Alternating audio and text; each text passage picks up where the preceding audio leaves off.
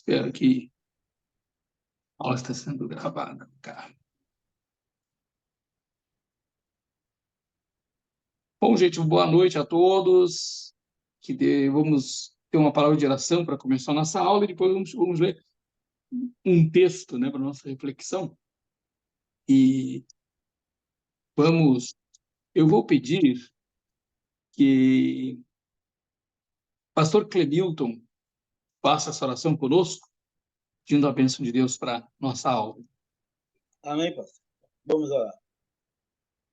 Maravilhoso Deus e Pai, em nome de Jesus, nós te agradecemos por esta sexta-feira, onde passamos na tua presença. Obrigado por chegarmos até aqui. Jesus. Apresentamos esta aula neste momento. Obrigado pelo professor, nosso professor Paulo. Também os nossos colegas, os alunos. Que você possa estar abençoando a cada um neste momento, Pai. Nos dê sabedoria e graça na tua presença, em nome de Jesus. Amém. Amém. Amém. Amém. Eu quero pedir para vocês abrirem a Bíblia de vocês no Evangelho de Marcos, tá? A gente vai estar estudando esse Evangelho, inclusive, nesse semestre, no capítulo 5, tá?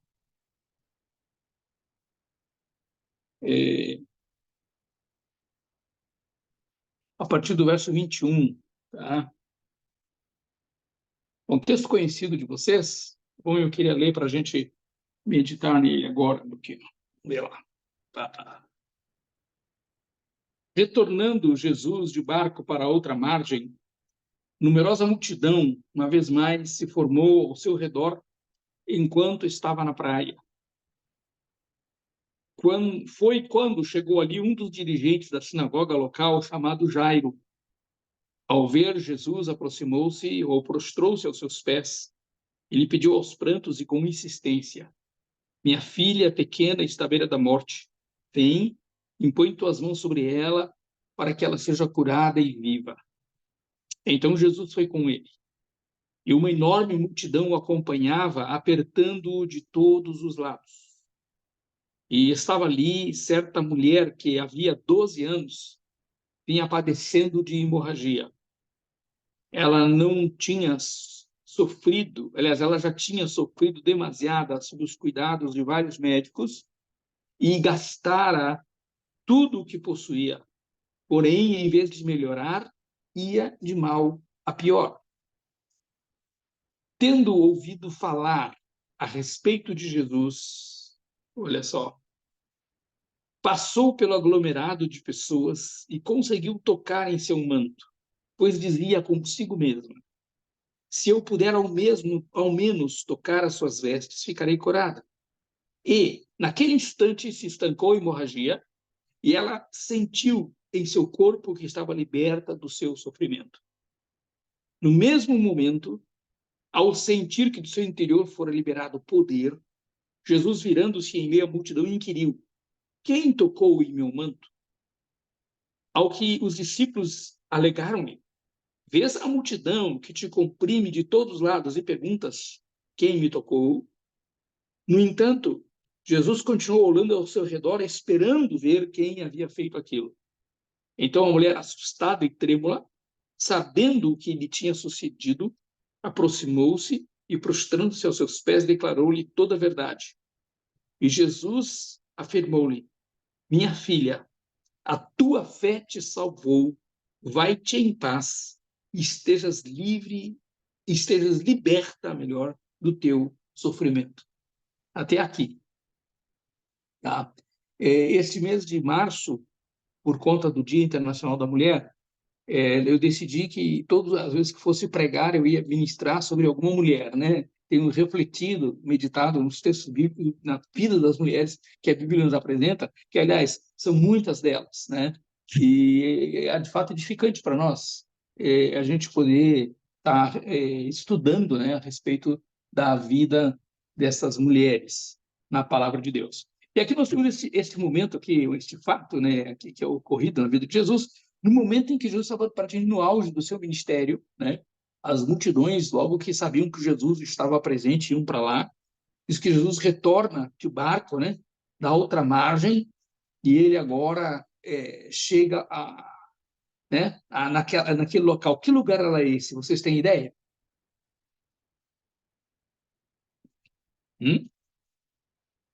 Jesus está onde?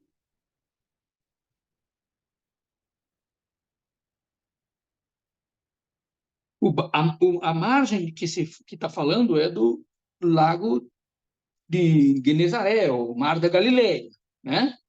E a gente percebe aqui, olhando os textos paralelos, é importante os textos paralelos, que Jesus está vindo de Betsaida, da região dos Gadarenos, para Cafarnaum, tá bom? A outra margem aqui é Cafarnaum, o lado oposto.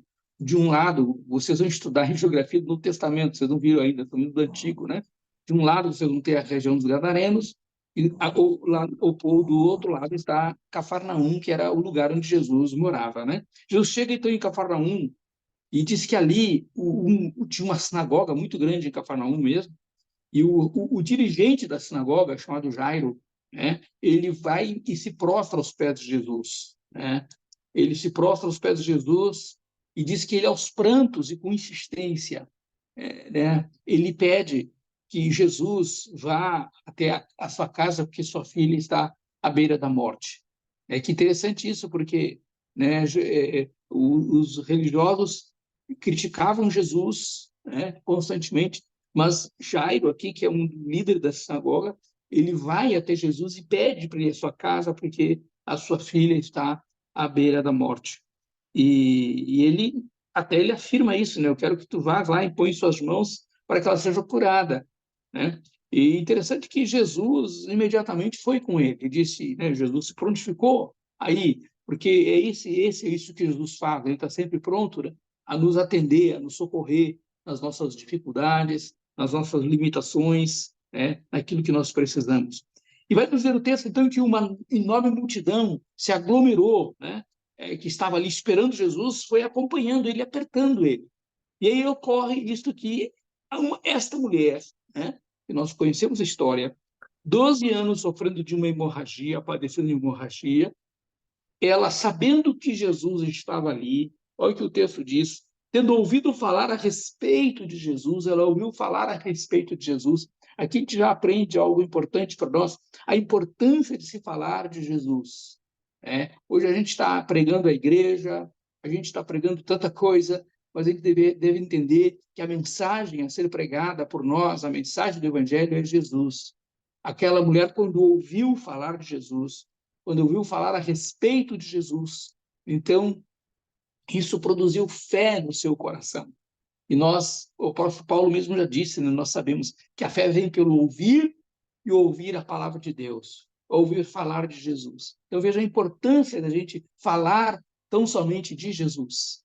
Né? E aquela mulher, então, ouvindo falar de Jesus, conforme o texto diz que aquela mulher já estava em desespero, tinha perdido a esperança completamente, porque a medicina da época não lhe dava mais esperança, né? Diz que ela havia gastado tudo, sendo uma mulher de recursos, gastou seus recursos que ela tinha no sentido de obter a cura ou a solução do seu problema, e ninguém dava a solução, diz que ela ia de mal a pior, né? Diz o texto. Ela só piorava em vez de melhorar.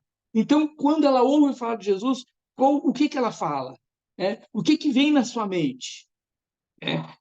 Diz um dos evangelhos, que é importante, eu já falei para vocês olharem os textos paralelos, e essa narrativa está tanto em Mateus, no capítulo 9, dos versos 18 a 26, como em Lucas 8 também, a partir do verso 40, que ela pensou consigo mesma, se eu apenas tocar, né, eu serei curada. Eu acredito que nesse momento já começou esse processo de cura na vida daquela mulher. E ela vai, enfrenta aquela multidão, toca Jesus, toca no manto de Jesus, né? E diz que no momento que ela tocou Jesus, imediatamente ela foi curada, né? Imediatamente cessou a sua hemorragia. Aí vem algo curioso, né? Que ela esperava justamente ir em segredo a Jesus. Nós vamos logo entender por que ela queria ir em segredo.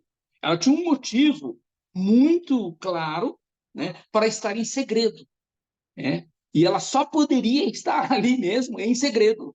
Ela não poderia ir de outra forma para a presença de Jesus se não fosse secretamente, se não fosse da maneira mais discreta possível. Ela não podia ali, né, como diz, ela não podia ser percebida por aquela multidão. Não deveria ter ninguém conhecido dela ali. Vocês vão entender por quê. E ela quer passar desapercebida. E aí, nesse momento, Jesus, ele questiona. Ele poderia ter deixado ela ir embora, porque ela já estava curada, ela tinha resolvido o problema, ela ia voltar para casa. Naquele momento, Jesus começa a perguntar, provoca aquela mulher, né? Quem me tocou? Quem me tocou? Então, assim, mas, mestre, quanta gente te aperta essa pergunta, quem te tocou? Ele sabia ou não sabia quem havia tocado ele? O que vocês acham disso? Jesus sabia ou não sabia? Sabia. Sim, pastor. Sabia, né? Ele poderia ter apontado aquela mulher, mas ele pergunta. Agora eu queria fazer uma outra pergunta para vocês. Por que esta mulher queria estar em segredo ali? Porque ela era considerada impura, pastor. Ela estava cometendo um pecado. Ela não podia se misturar com ninguém. Ela não podia ter contato com ninguém. Exatamente, ela estava transgredindo a lei, né? Lá em Levítico, se eu não me engano, no capítulo 15 de Levítico, tá? Tem uma instrução da lei para esses casos, né? E olha o que diz o texto aqui, ó. Olha só, deixa eu ver se eu localizo esse texto para vocês. No capítulo 15, ó, verso 25 fala assim, ó, a mulher que tiver hemorragia ou que continuar menstruada além do tempo normal será considerada impura como durante o tempo da menstruação. Né? E aí começa, então, vem as restrições. Né? Assim será que todo leito no qual ela se deitar, né, durante o tempo vai ser impuro. Né? E ela diz, e quem os tocar, verso 27, ficará igualmente impuro, deverá lavar suas vestes, banhar-se em água, ficará impuro até a tarde. Né? Então, essa era o problema. Todas as pessoas, porque ela passou naquela multidão, estavam impuras. Em todas aquelas pessoas que ela esbarrou, ela estava impura. Então, ela queria ir em secreto, porque ela estava transgredindo uma orientação da lei. Mas Jesus, agora, naquele momento, ele faz quando ele chama a atenção daquela mulher, quem me tocou? E diz que ele fica insistindo, né? Diz que ele fica insistindo para que ela se apresentasse. E naquele momento, então, que aquela mulher se apresenta, né? Diz o texto que ela, percebendo que não poderia ficar oculta e oculto, ela se aproxima de Jesus, adora ele e declara toda a verdade. E aqui nas palavras de Jesus tem algo interessante, que Jesus, então, naquele momento, diz para ela, filha, a tua fé te salvou, vai-te em paz e esteja liberta do teu sofrimento. Esta mulher aqui, eu vejo nessa expressão de Jesus, não sei se vocês vão concordar comigo, mas eu vejo aqui três coisas que acontecem. Primeiro, esta mulher foi salva da sua doença física. Ela já estava, naquele momento, curada da sua hemorragia. Mas Jesus diz a ela ainda assim, a tua fé te salvou. Aqui ela recebe a cura espiritual. Né? Ela recebe a sua salvação. A sua fé te salvou.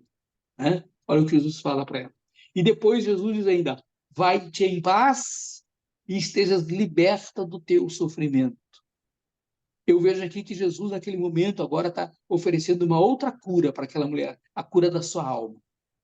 Né? Ela recebe cura física, ela recebe a cura espiritual, a salvação, e recebe a cura da alma, porque havia um decreto de que ela era uma mulher imunda, impura, e ela ouviu isso durante 12 anos. Né? 12 anos, ouvindo isso. Né? Imagine como seria o processo daquela mulher de retomada da sua vida após ter passado a hemorragia. Ela continuaria, quem sabe, ouvindo das pessoas, as pessoas iam duvidar da sua cura, porque foram 12 anos, nem o médico conseguiu dar solução para o caso dela, mas Jesus, ele deu a solução. E agora Jesus, com essas palavras, quando diz, vai, estejas livre do teu sofrimento, eu tenho certeza que a alma daquela mulher foi plenamente sarada e plenamente curada. Porque é importante que nós que cremos no Evangelho, que cremos em Jesus, nós sabemos, né? Que nós temos a medicina, nós temos a ciência que vem de Deus, são recursos que Deus nos dá. O médico é um instrumento de Deus, é um dom de Deus. O talento, né, que é dado para ele, o dom que é dado ao médico, vem de Deus. Toda a boa dádiva vem do Senhor, mas a cura do ser humano só vem do Senhor. Só Deus cura. O médico trata, né? O médico pode, se ele acertar nos medicamentos, na verdade, o mérito nunca vai ser dele, porque a cura sempre vai ser, somente Deus pode nos curar. Né? Nós sabemos, ele é o Rafael, né? O Deus que sara, o Senhor que sara. Então, esse texto é muito lindo, essa passagem, porque mostra, né, esta mulher nesta situação de, de completa rejeição, né? E ela, de repente, ela tem que ser, ela saiu possivelmente secretamente da sua casa, porque as pessoas não permitiriam ela se aglomerar naquela multidão, porque sabiam das consequências, conheciam a lei, né?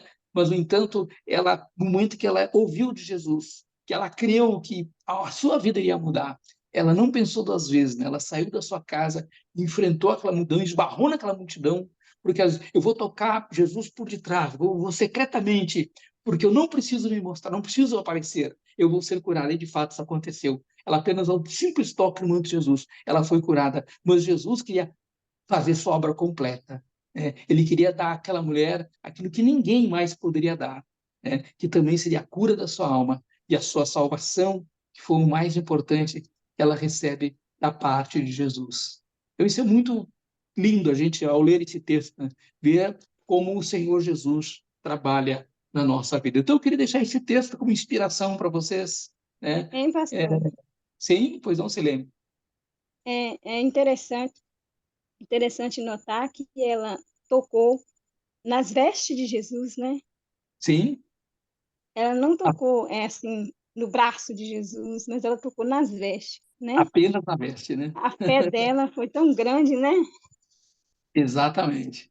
E, E na Jesus verdade, concedeu. Ela não exatamente. podia tocar em Jesus, né? Ela não Ela não poderia. podia tocar em Jesus, né? Porque justamente ela não podia tocar em nenhuma pessoa, né? Por conta da situação que ela se Verdade. encontrava, Sim, né? sim. Tem Rosa estava falando, ela não podia tocar em Jesus, completa.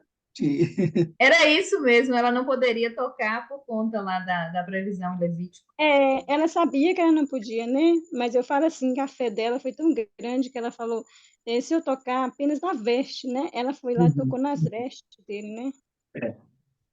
E eu vejo esta fé que nos salva, né? Esta fé que vai além dos nossos conceitos e preceitos religiosos, né? Quando o homem recebe esta fé, ele se liberta, né? E ele encontra Jesus. É essa fé que a gente precisa pregar. Lá na convenção foi interessante, nós ouvimos um pastor equatoriano que colocou a respeito disso, na necessidade de nós resgatarmos a fé, né? A fé experimental, a fé que leva a gente a uma experiência com Deus. Ele mostrou nos evangelhos sempre Jesus desafiando os discípulos a terem uma experiência de fé, né? A se colocarem e verem Deus agindo, Deus suprindo, Deus trabalhando, Deus fazendo os milagres. E eu acho que, de fato, nós vemos um momento de entender que o Espírito Santo está em nós, habita entre nós, nos foi dado, né? Portanto, o poder de Deus está à nossa disposição e que nós possamos ter esta fé que se coloca nas mãos de Deus, né? Ao ponto de ver os milagres de Deus acontecendo na nossa caminhada, na nossa história. Acho que nos tornamos um pouco racionais demais, né? De fato, a gente precisa, de fato, a Bíblia, ela explica a nossa fé, mas há momentos, de fato, nós vamos sair da fé racional para a fé da experiência. Danila quer falar? Sim, Danila. Se abrir o microfone, fique à vontade, se quiser participar. Mas nós vamos, então, ter mais uma palavra de oração antes de entrarmos, então, no assunto da nossa aula. Tá? Eu estou ouvindo o pastor Edson. Saudade de você, meu querido. Que bom. Vou pedir o pastor Edson abrir o microfone. Então, o pastor Cleilton já abençoou nossa aula. Mas ore conosco mais uma vez aqui, agradecendo por essa palavra aí, pedindo que o Senhor nos dê esta fé de experiências com Deus. Boa noite a todos, a graça e a paz do Senhor Jesus. Deus abençoe a todos. Pai, em nome de Jesus, nós somos gratos ao Senhor, porque nós podemos ver que não existe limites para a fé. A fé é ilimitada, Senhor. Quem limita a fé somos nós. Por isso que o Senhor nos ensina para sermos ousados na nossa fé, que nós possamos viver o melhor do Senhor, sabendo que Ele sempre está no controle de todas as coisas. Por isso que a Tua palavra venha nos engrandecer, que a Tua palavra Amém. venha nos Amém. curar, que a Tua palavra venha nos curar, curar a alma, curar o espírito, e que nós possamos, em nome do Senhor Jesus, acrescentar cada dia mais, Pai, a maravilhosa graça do Senhor nos nossos corações, e que esta aula, Senhor, seja primeiramente para a glória e louvor do Teu santo nome, e que tudo aquilo que acontecer, Pai, seja realmente para o nosso crescimento. Por isso, muito obrigado, Senhor, pela oportunidade de estarmos juntos novamente, e que possa ser, Pai, meses de muita alegria, como sempre foi, meses onde nós vamos acrescentar o nosso conhecimento, onde nós vamos ter mais comunhão, e que o Senhor, Pai, em nome do Senhor Jesus, esteja na direção de tudo que acontecer nesse semestre. Assim eu oro e te agradeço em nome do Senhor Jesus. Amém. Muito obrigado, meu Amém. querido. Amém. Glória a Deus. Graça e paz, Bom, pastor Paulo, colegas. graça e paz, doutora Também estou Silvana, aqui, tudo viu? bem? Tudo bem, ó, que bom, tô te vendo, tô vendo aqui. Ah, que bênção, glória a Deus. Saudade de vocês também, da Nila, que entrou depois, Ricardo, Irmã Rose, João Carlos também, da Serra do Ramalho, viu? Todos aqui. Se eu esqueci alguém aqui, acho que não. Bom, vamos começar a nossa aula. Eu vou começar pelo trabalho, tá? Porque eu vi algumas pessoas, alguns irmãos aí com dúvidas com relação ao trabalho que a gente se pede toda a disciplina, tá? Quem já fez Novo Testamento já manja desse trabalho, tá? Então, esse trabalho é o seguinte: além das leituras que eu já postei os livros para vocês, vou estar repostando hoje por conta, né, da irmã Jaira que teve o celular aí, precisou formatar, vou repostar os livros e para leitura e também as apostilas, né, e o e-book para vocês, tá? E esse é um trabalho de análise de texto que a gente faz em todas as disciplinas, em todo o Novo Testamento. Então, vocês vão escolher um texto. Por exemplo, aqui nós pegamos um trecho, né, como eu peguei aqui agora, vocês vão pegar um trecho como esse, que eu acabei de ler, né, de Mateus, Marcos ou Lucas, e vão trabalhar ele da seguinte maneira, tá? Ver se eu consigo aqui. Primeiro, então, você escolha o texto, né? No caso aqui foi Marcos, capítulo 5, né? Tal. Não é o capítulo todo, é apenas um trecho que tem do assunto que vocês vão tratar, tá? Depois, vocês vão estudar a autoria do texto, né? Foi de Marcos. Então, a gente precisa colocar as evidências internas. Nós vamos estar estudando isso, né, quando estudamos o livro de Marcos, que as evidências encontradas dentro do livro, que dizem que ele foi o autor, né? E as evidências externas, aquilo que a gente encontra fora, na história, né, da igreja, enfim, que dá para a gente, nos ajuda para afirmar a autoria do livro. Tá? Bom, depois, data e local em que o livro foi escrito, tá? Vocês vão fazer isso, então ver qual é a data, porque a data e o local é importante para o estudo do texto, da época, né? Vocês vão ter um contexto histórico. Aí vocês vão pegar o contexto imediatamente anterior.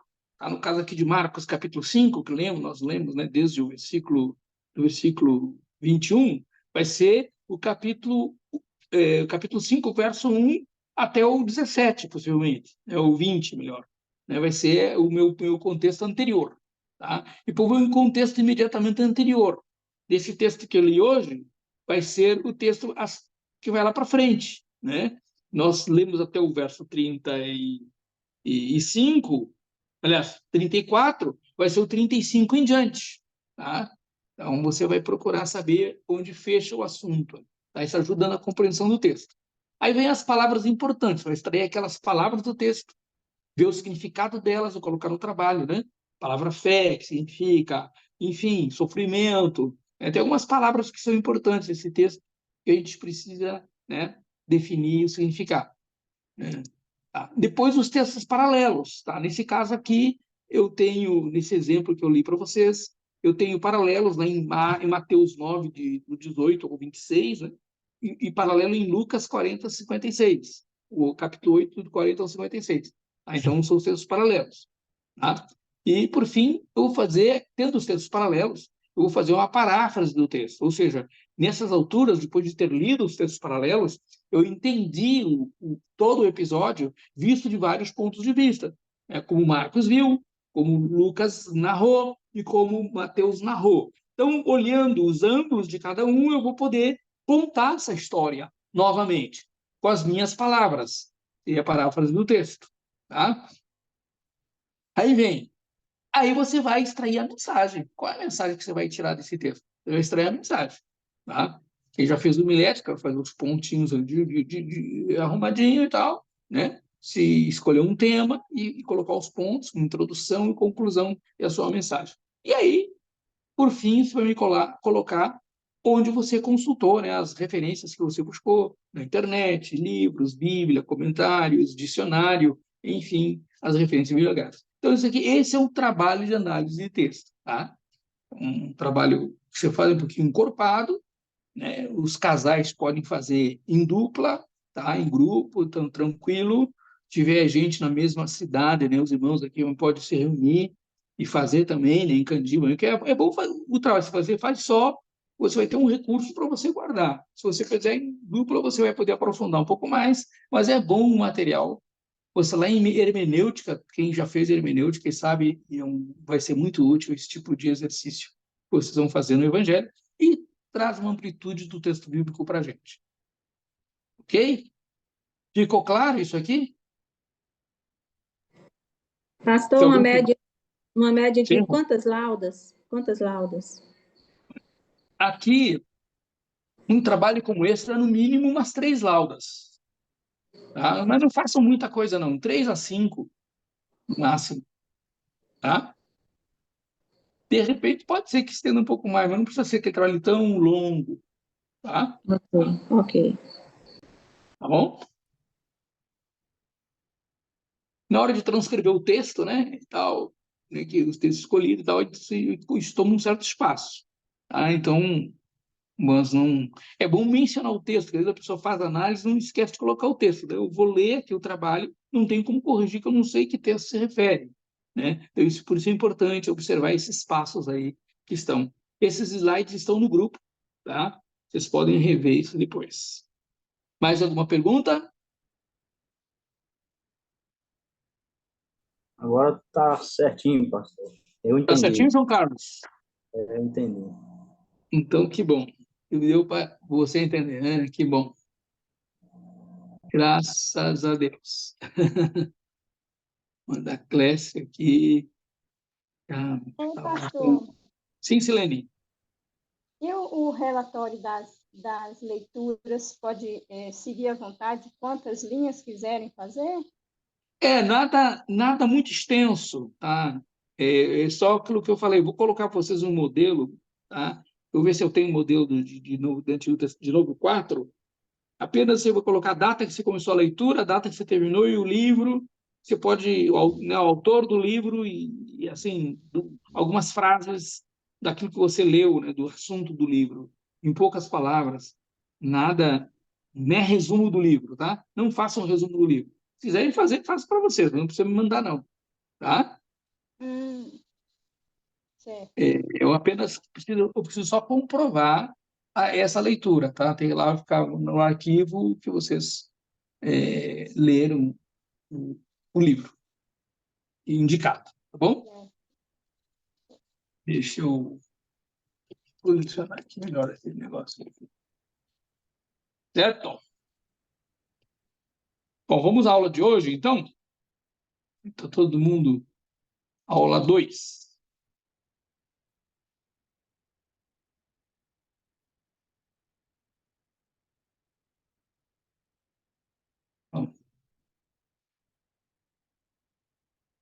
Ok.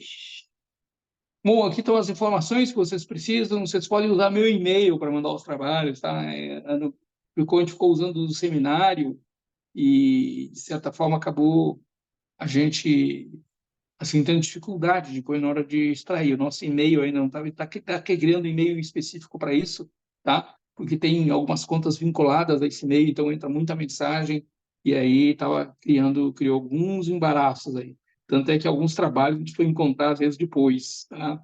Tá bom?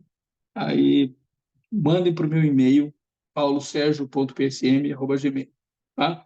O WhatsApp está aí no grupo para tirar as dúvidas de vocês, então não tem necessidade de vocês anotarem esse WhatsApp.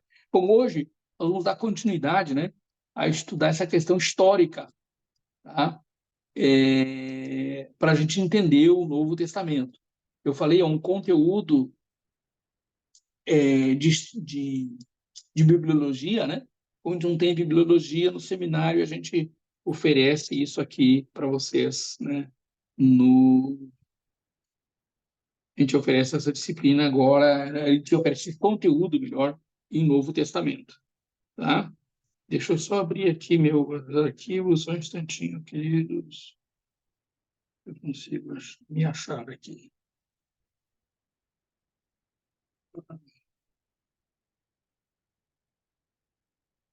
Então, vamos lá.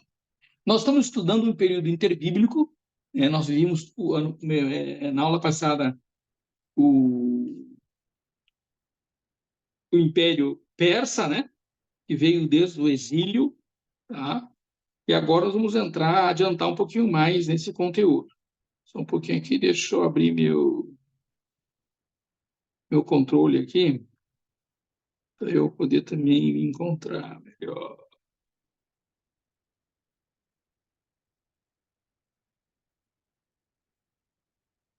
Pronto.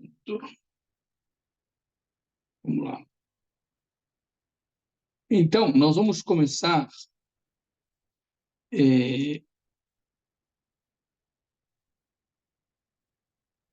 nós já estamos dentro do Império, agora o Império Romano, né? O domínio romano. Vimos na aula passada o domínio persa, depois o grego, aquela divisão que teve, né? O Império Grego predominando Síria e Egito, né? Os Ptolomeus e os antigos. E agora vamos ver o período romano, que começa a partir de 63 a.C., no caso da nossa história, né? A fundação de Roma, ela foi em 753 a.C., né?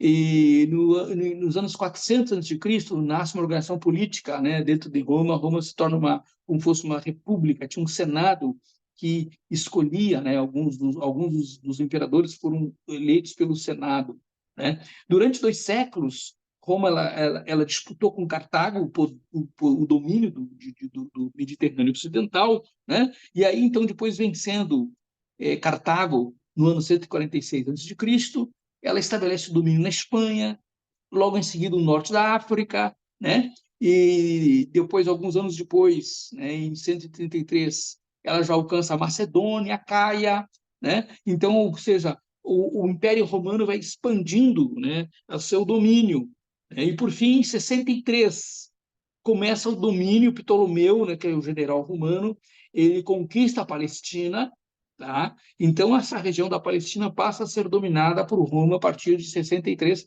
até os tempos de Jesus, tá? Então, a Judéia se torna uma província romana e todo o período do Novo Testamento a Palestina esteve sob domínio romano. Isso é importante a gente entender, que no período que Jesus esteve, dos apóstolos, foi domínio romano, tá? Vamos lá. Então, nós vamos conhecer um pouquinho do governo da Palestina, desse período, tá? O primeiro rei que nós vamos ter aqui é o Antípater, que era um edumeu, tá? Foi colocado por Júlio César no ano 47. Então, ele governou de 47 a.C. ao ano 40. Ele foi nomeado como Júlio César como governador da Judéia, tá? E aí, como ele era um edumeu, os edumeus nós sabemos que são descendentes de Esaú, eles não contavam com a simpatia dos judeus, né? Os judeus não gostavam dele por ele ser descendente de Esaú, tá? Bom, em 47, aliás, no ano 40 a.C., o Herodes o Grande vai suceder o seu pai, né? Antípate. E Herodes, o Grande, você sabe, ele foi extremamente invejoso, um rei, um camarada cruel, né? E muito astuto também, né? Porém, e nós sabemos pela história que Herodes matou 2 de suas esposas, matou 3 dos seus próprios filhos. Ele é um homem bastante cruel e violento, né? Bastante temido também entre os judeus. Nós vamos ter, agora ele foi considerado grande, por quê? Porque ele realizou boas obras, muitas obras ali na Palestina. A primeira delas, né, foi a construção do templo, né, que se iniciou no ano 20 a.C. Tá? Relatado lá em João capítulo 20, verso 20, o templo da época de Jesus fora construído por Herodes. Diga-se por sinal, né, foi um templo praticamente, acho, bem maior que o templo de Salomão, foi o maior dos templos. Né? O templo de Salomão, o templo de Zorobabel foi bem pequeno, e Herodes que construiu um templo suntuosíssimo, bem maior que o templo de Salomão. Não com o mesmo luxo de Salomão, mas um templo bem maior. Né? Então, o templo que os apóstolos visitaram, que Jesus visitou, foi o templo construído por Herodes, o Grande. Né? Herodes também, coisa boa que ele foi suprir a necessidade de alimentos da fome que assolou aquela região, né, no ano 25 a.C. Tá? Então, ele conseguiu resolver trazer essa situação. Ele perseguia ladrões, que é uma época de muita violência, né? Assaltos nas estradas. Ele conseguiu trazer um tempo de paz, né? De tranquilidade nessa época de Jesus. Então, as viagens se tornaram possíveis, né? Mais fáceis. Tanto é que José pôde viajar, né, para o recenseamento, porque justamente essa via, Herodes tinha conseguido isso. Ele fez também outras grandes obras públicas, vários edifícios, nós temos lá, né, a Fortaleza de Antônia e outros edifícios em Jerusalém que foram construídos nessa época. Como já falei, manteve a paz. Agora, ele era um homem extremamente mau também, né? Então, ele mandou matar seu avô, Hircano, em 31 a.C. Tá? Ele, como já falei, ele também matou seus filhos, sua esposa. Ele acabou também com o sentido religioso do sumo sacerdote. Tá? O que ele fez? Ele escolheu Ananiel, que era o Anás, né? Que era um da Babilônia. Ele não era sacerdote, né? Ele não era Asmoneus eram os descendentes dos Macabeus, que eram os sacerdotes até então. Aí ele, certamente, pensando como os Macabeus tinham aquele viés político, e haviam criado ali um reinado em Israel, né? Ele, então, tira o sacerdote, o sumo sacerdote, que era o sacerdote descendente, né, dos Macabeus, que era de linhagem sacerdotal, e coloca um homem estrangeiro, né? Vem da Babilônia, não tinha nada a ver com a linhagem sacerdotal no lugar do sacerdote. Por isso que nós temos 2 sacerdotes, né, na época de Jesus, porque havia, e os apóstolos são mencionados em Atos, porque havia o sacerdote que era aceito pelos judeus e o sacerdote aceito pelo Estado. Né? Tá? Ele também cobra impostos muito elevados, né? Perseguiu quem ele suspeitava que fosse inimigo, né? Começando seu irmão, seus filhos, sua esposa, matou os inocentes também. É ele que determina a morte dos meninos, né? Quando Jesus nasceu. Né? Então, ele sabendo disso, ele que determina a morte dos meninos abaixo de 2 anos. Então, foi um homem bastante cruel. Bom, perto de sua morte, tá, diz que ele fez uma lista de nomes de anciãos, né, da cidade dos judeus, que ele queria que fossem assassinados, né, para que, no momento que ele desse o último suspiro de vida, ele deu ordens para que matassem esses líderes, para que o povo pudesse chorar também. Porque ele sabia que ninguém ia chorar no seu funeral. Ele era tão mau, ele viu que as pessoas não iam chorar a morte dele. Então, eles vão matar um bocado de líderes, porque aí o povo alguém vai chorar durante o meu funeral. Né? Felizmente, essa ordem, né, insensata, ela não se cumpriu. Né?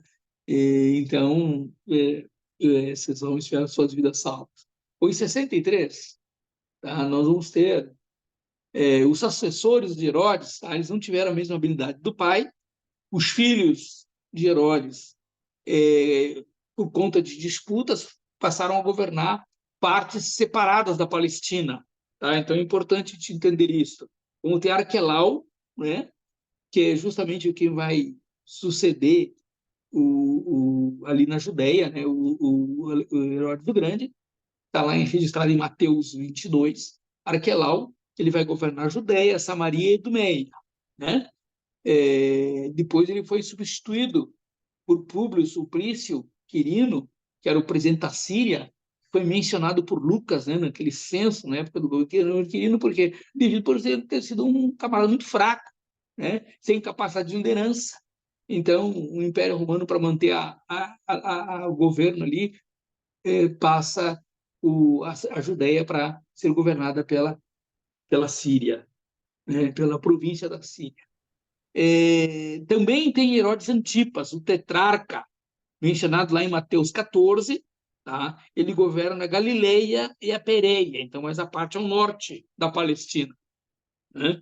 E então, também temos Herodes Filipe, que é mencionado lá em Mateus capítulo 14, verso 3, né?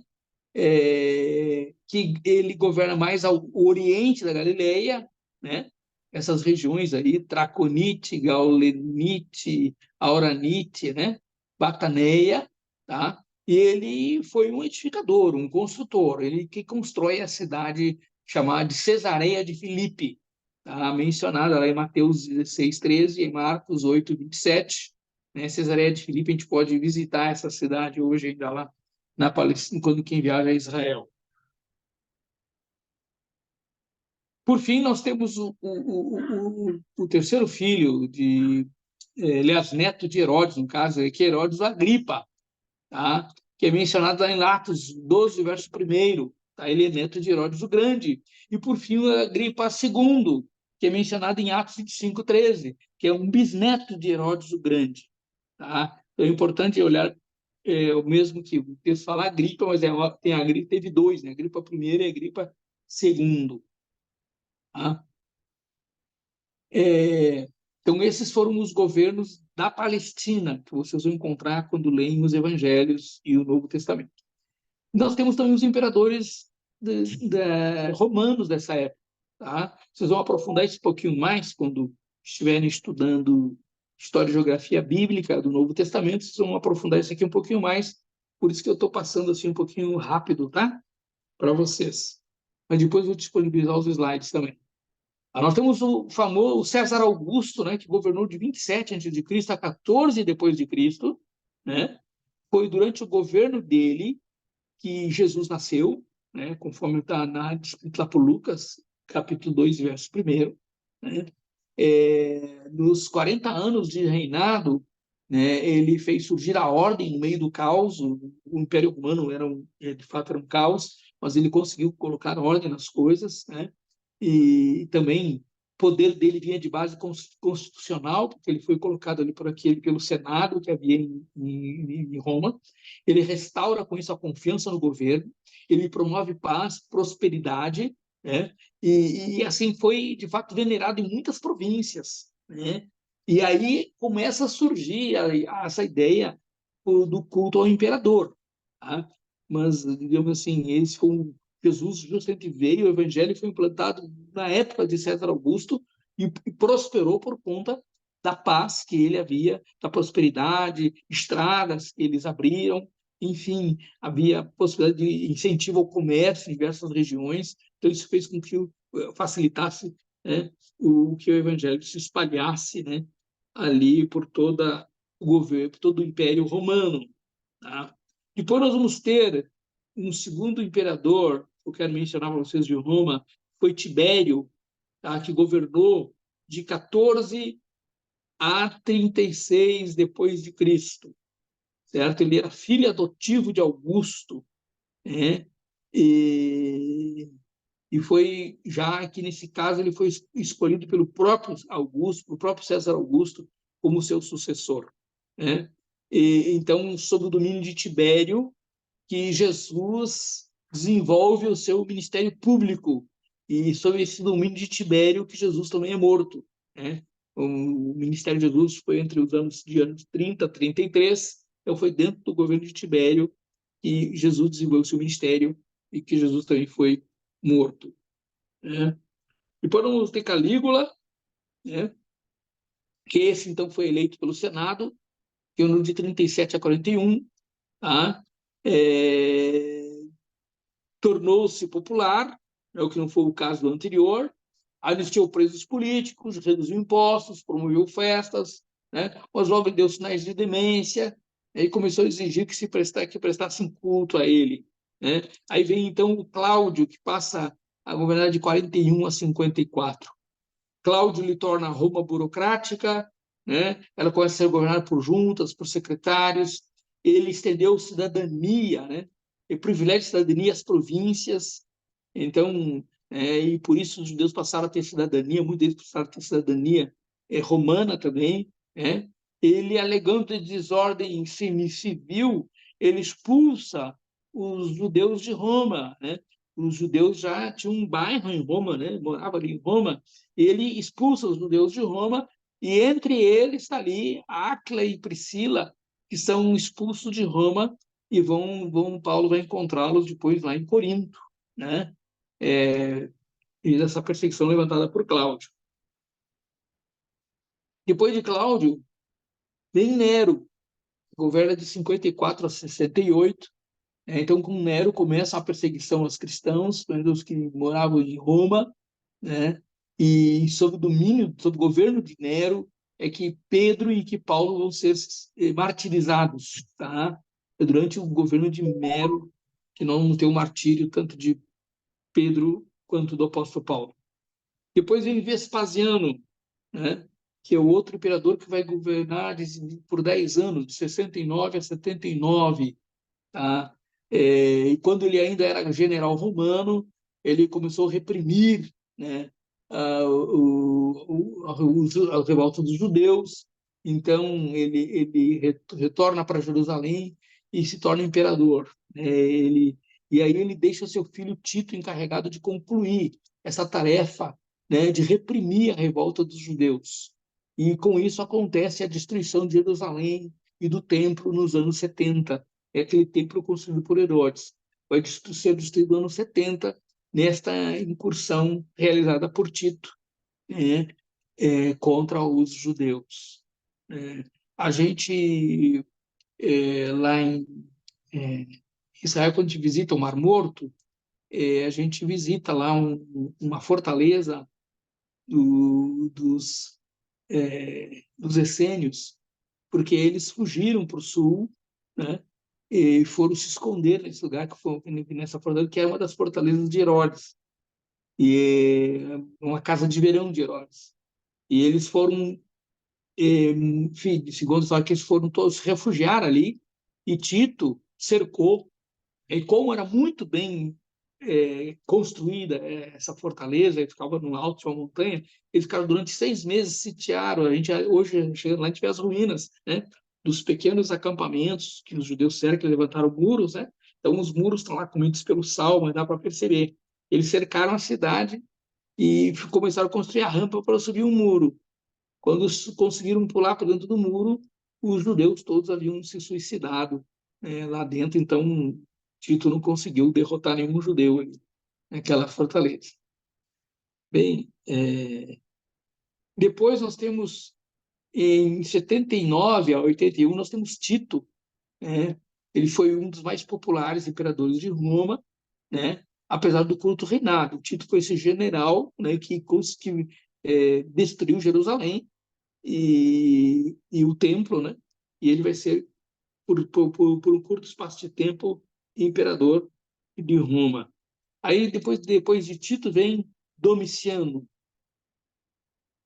Domiciano vai governar de 81 a 96. Né? Como o Tito não deixou filhos, né? O Senado concede o poder ao seu irmão mais novo. Né? Ele, como economista, ele foi um bom governante, tá? Mas o que? Ele exigiu que ele prestasse adoração. Né? E ele insiste nessa aclamação: Dominus et Deus, né? Senhor e Deus.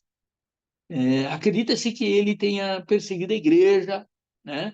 se tem por esse período aí de 81 a 96, ele teria sido a base para o livro de Apocalipse, né? Então, o livro foi escrito nessa época da perseguição de Domiciano, né? Uma perseguição severa contra os judeus.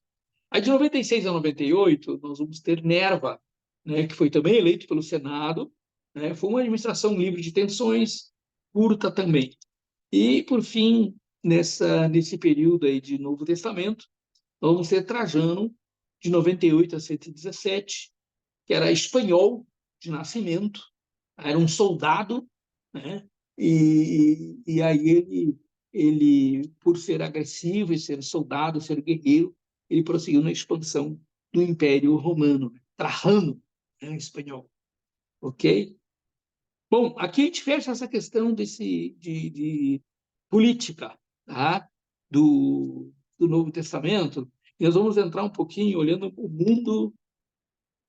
mundo religioso do Novo Testamento. Sim, Paulo levantou a mão, pois não, Paulo? Oi, pastor, tudo bom? O Senhor.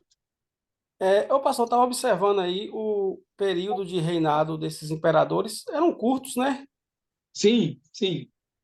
Por Não qual foi muito motivo? longo. César Augusto foi 40 anos, né? Os demais foram mais curtos. Mais Uhum. curtos, né? Era por causa das guerras. As é, tensões, muitas vezes ficaram também demência, né? Problemas de demência e doenças, né? hum, Muita orgia em Roma, né? E isso acabou ah, prejudicando muito eles. tá. O Beleza. curto tempo de Alexandre, né? Se vê que ele se perdeu, né? Em festas, em orgia, e acabou contraindo doença. Naquela época não tinha medicina como temos hoje, né? Aí qualquer Uhum, tuberculose acabava com o sujeito, com a vida do sujeito, né? verdade. Tá Tá? certo, essa dúvida aí. Bom, então nós vamos agora conhecer um pouquinho o mundo religioso, tá? Nessa época, tá? É importante, porque é nessa época que surge o judaísmo, né? O judaísmo surge nesse período aí interbíblico, tá? Pós-exílio, que vem o judaísmo. Então, ele começa no primeiro século, né, do exílio. Começa o exílio. Por quê? Nós já vimos isso. O judaísmo ele vem como alternativa para eles manterem a cultura e manterem também os preceitos religiosos, né? Manter a lei, né? Então, o exílio impôs ao povo judaico digamos assim, esta dura alternativa. Eles não tinham mais o templo, né? O templo havia sido destruído, né? Isso eu estou falando lá atrás, ainda na época de Nabucodonosor, né? Que ele destrói o templo. Então, no período de exílio, eles precisam agora se entregar ao culto a Yahvé. Mas de que maneira? Eles agora começam a entregar o culto, porque não tem mais aqueles rituais, não tem mais os sacrifícios, né? Então, com isso, surge o judaísmo, que era um momento para eles de oração, de culto, de leitura da lei, de estudo, passar a estudar, né? E assim eles são absorvidos por isso. Então, eles acabam se aprofundando mais nessa questão da relação com Deus quando foram levados cativos para as nações, né? Isso aqui é muito interessante. Bom,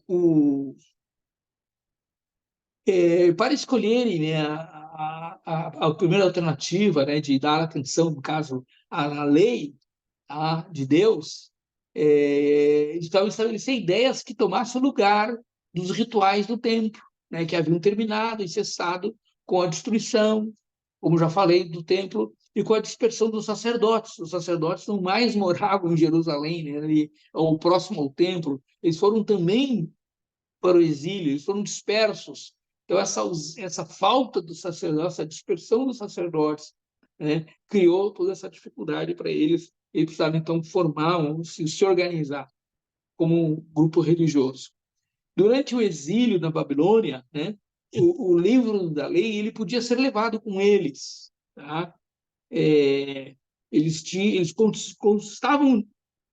de posse a lei, né, o livro da lei, a Torá, no caso. Porém, né, o culto no templo havia desaparecido, né? Então, aí dessa forma que se forma o judaísmo, porque eles têm, né, as escrituras e eles têm consigo a Torá, mas não tem mais o ritual, o templo para os rituais. Então, isso leva eles a formar o judaísmo. Quais seriam as principais características do judaísmo? Tá? Primeiro, a gente vai perceber no judaísmo que a idolatria foi banida. Né? Não tem mais espaço para idolatria. Né? Não tem mais lugar para idolatria. Né? Também, o estudo da lei ele tomou o lugar forçado do fim dos sacrifícios. Como no culto, na reunião, na celebração, não haviam sacrifícios, esse espaço foi tomado pelo estudo da lei, pela leitura da lei. Né? Os escribas, tá? Como a gente observa isso nos tempos de Jesus, eles só são personagens de grande valor na religião judaica. Né? Não só em preservar a religião, mas transmitir a religião, né? Transmitir os preceitos. Então, os escribas passam a ter um papel extremamente relevante nessa época. Nascem, então, aqui as sinagogas, né? Como um centro para um novo centro de culto para o povo. Né? Eles não têm mais o templo. Agora eles podem ir, eles vão às sinagogas para estudar a lei e para cultuar a Deus. Como se forma, como são essas sinagogas? Tá? Como elas eram formadas? As sinagogas elas podiam ser formadas em qualquer lugar. Tá? Então, isso foi o templo só podia ser em Jerusalém. As sinagogas se formavam em qualquer lugar, desde que houvessem ali 10 homens para formar a congregação. Então, se haviam 10 homens judeus em um determinado lugar, eles podiam se reunir e formar ali uma sinagoga aonde eles estivessem. Se quiserem perguntar, é só interromper, viu, pessoal? Bom, nas sinagogas, então o povo se reunia para oração, e o culto durante o Shabat, que é o sábado, o momento de descanso do judeu. Então, eles todos, nos Shabat, eles vão aí à sinagoga, eles se reuniam ali para orar, para cultuar e para estudar a lei. A instituição das sinagogas, tá, foi tão fortemente estabelecida que ela continuou mesmo depois da reconstrução do templo. Né? Então, o templo foi reconstruído por Zorobabel. Nós temos que entender que o templo só foi reconstruído mais de 100 anos depois que eles voltaram do exílio. Eles voltaram do exílio, né? Na época de Esdras, né? Eles começam a voltar, mas só que o templo só vai ser reconstruído, né? Só vai ser reconstruído mais de 100 anos depois. E então as sinagogas já estavam estabelecidas e isso foi tão forte que elas continuaram mesmo tendo o templo. Mesmo na época de Jesus havia o templo de Herodes em Jerusalém, um templo que chamava atenção, era uma construção belíssima, mas no entanto as sinagogas continuaram a existir. Né? Como é que era o culto nas sinagogas? Tá? O culto nas sinagogas é bem parecido com o nosso culto. Né? Acho que nós, os evangélicos, copiamos um pouquinho do culto lá da época das sinagogas. Tá? Então, primeiro, havia recitações responsivas, né, do Shema, que é, né, ouve, ó Israel, né, Deuteronômio 4, verso 6. Então, eles recitavam responsivamente, ou seja, o dirigente falava e o povo respondia. Né? Essa citação ela sempre abria todos as cerimônias, todos os cultos na sinagoga. Né? O Shema. Né? Eu estou aqui com a King James aberta. Deixa eu ver aqui, para matar uma curiosidade.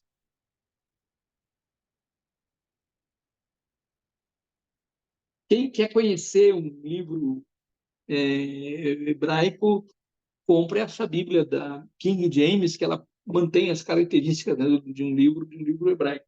É bem interessante. Né? Tá. Olha só.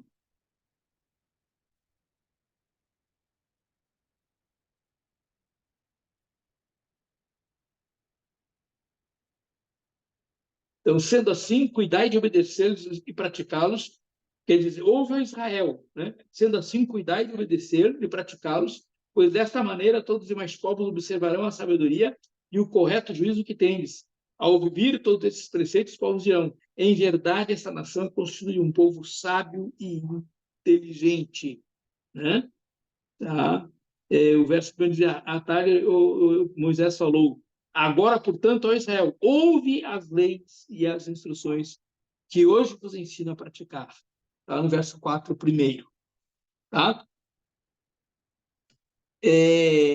Então, depois da recitação do Shema, que é o Deuteronômio capítulo 4, desde o versículo 1, fechando no 6, tá?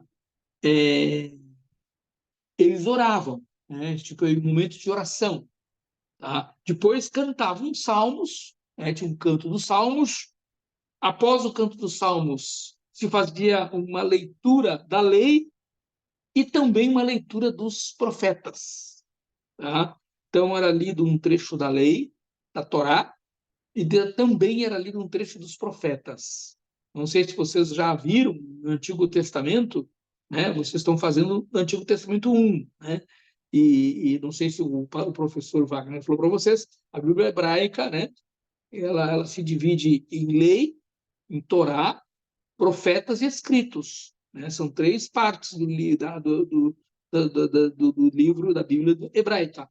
Então, lei, Torá, profetas e escritos, que são os livros históricos. Eles sempre, nos cultos, nas sinagogas, liam um trecho da lei e um trecho dos profetas. Depois disso vinha o sermão, né? Vinha uma mensagem, uma pregação em cima do texto que foi lido. E, por fim, a bênção que era dada, né? A bênção sacerdotal que era dada ao povo. Ok? Vocês percebem que é bem parecido, né, com o nosso culto atualmente. Tá? Ainda, nas sinagogas, tá, havia um chefe que era eleito para presidir as reuniões. A gente leu hoje a respeito de um deles, né, de Jairo, né, lá em Cafarnaum, que era o chefe da sinagoga.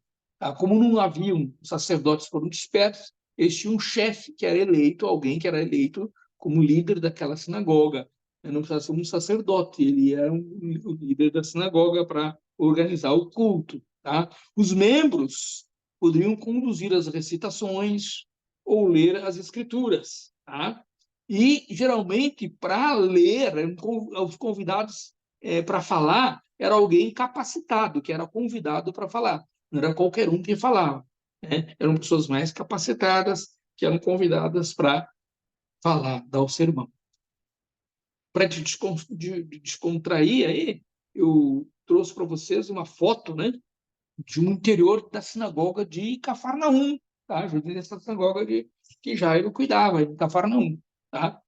Eu estive lá com o pastor Jonathan, nosso missionário em Israel, e tive a oportunidade de visitar essa sinagoga, e ver as ruínas do interior da sinagoga. É uma sinagoga bastante grande. Sim? Da Clécia ia perguntar? Sim, pastor, eu ia fazer uma pergunta. Só um minutinho. Se você estiver com 2 aparelhos... Isso.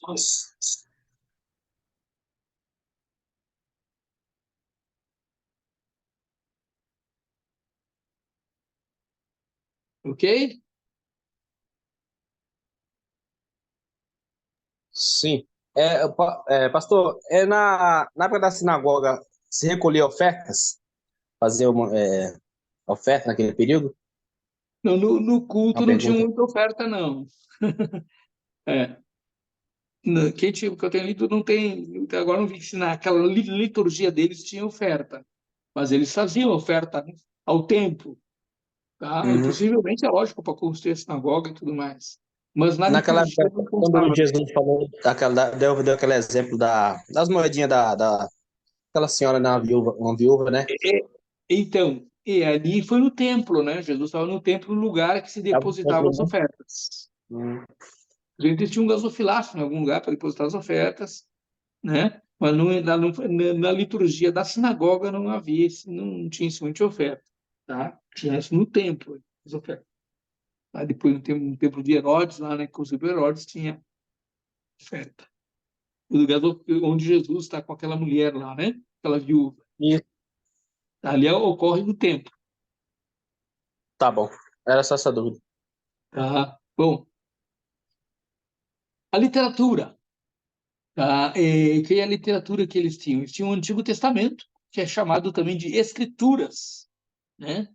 Elas tinham 3 formas linguísticas, que era o texto no hebraico original, tá? Tinha o texto em grego, que é a chamada Septuaginta. Nós falamos na aula passada, né, de quando foi criada a Septuaginta. Vocês têm lembrança disso?